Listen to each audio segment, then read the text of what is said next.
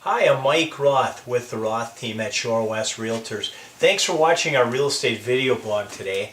I thought today we'd talk a little bit about basements and what concerns you should have. So we have a guest here today, Chris Mancuso from Accurate Basement Repair.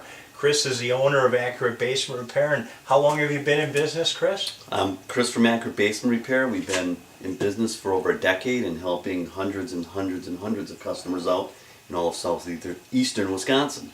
Well, thanks for being here, Chris. One of the questions that comes up is from buyers, and this is actually a home of buyers buying through us, is what concerns should you be looking for in the basement? So I previously looked at this basement, so I have a little bit of familiarity with it. So the concerns that you're going to want to look at as a homeowner is you're going to be looking at the walls and you're going to be looking at the floor. You're also going to be wanting to look outside at some of the grading and gutters and downspout things that we can maybe take a look at a little later in this video. But when you come into your basement, it's a good idea to carry one of these. That would be a flashlight. Carry one of these because it makes you focus on areas in the basement, Mike.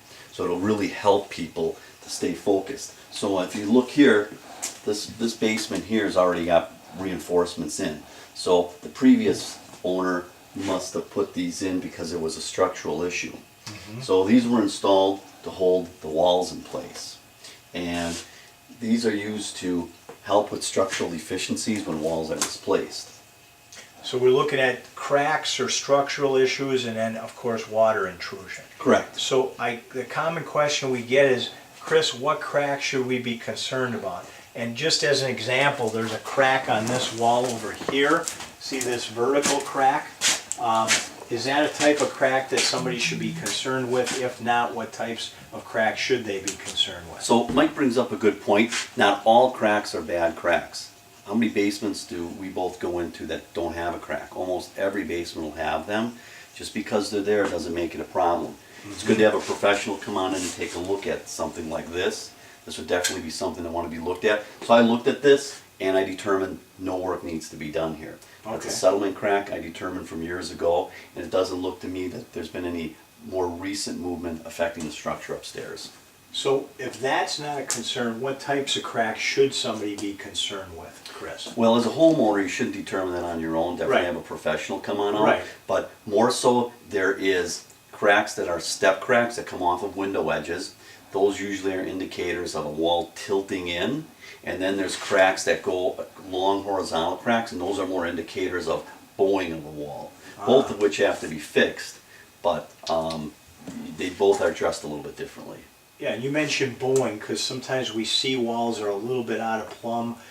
I understand there's an acceptable standard for movement of a wall. What is that, Chris? And if it is beyond that standard, what do you do to fix the wall? So for wall intrusion, there actually is a state code for that just got instilled just recently this year. Okay. So know that as a homeowner and a home buyer, there is some standards in place that are state codes that the building inspectors are going to be looking at now. So anything that has some cracking and some displacement may be a concern. If it's less than 1 inch of displacement with some cracking, then you're looking at just the installation of the vertical steel columns we looked at earlier. Sure. If it is more than 1 inch of displacement from original wall construction, then not only are you looking at the vertical steel column installation, but also excavation, wall straightening, and then the reinforcements. Right. Okay. And your company can estimate those sorts of things, correct? Yep.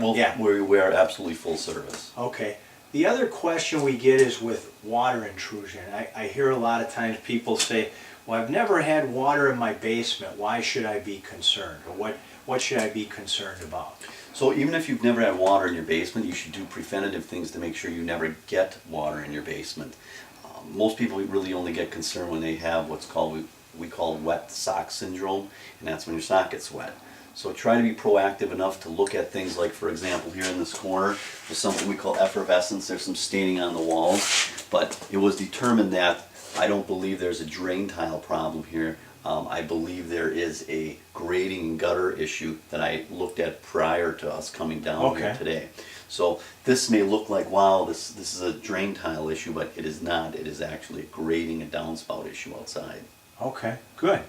Well, Chris, Chris, again, thanks for joining us today. Your information was not only helpful to the buyer of this home, but hopefully any other clients who are thinking of buying or selling a house. And if they ever did want to have you inspect a basement or any questions about a basement, what would be the best number for them to reach at, Chris? You can reach us at 414-744-6900. That's 414-744-6900. Or visit us on the web at accuratebasementrepair.com. You get a lot of helpful hints there, so absolutely visit that. Good. Well, thanks again, Chris, for joining us. And certainly if you have any questions, not only about your basement or the real estate market, feel free to give us a call here at the Roth Team at any time. Thanks again for watching our blog, and have a great day.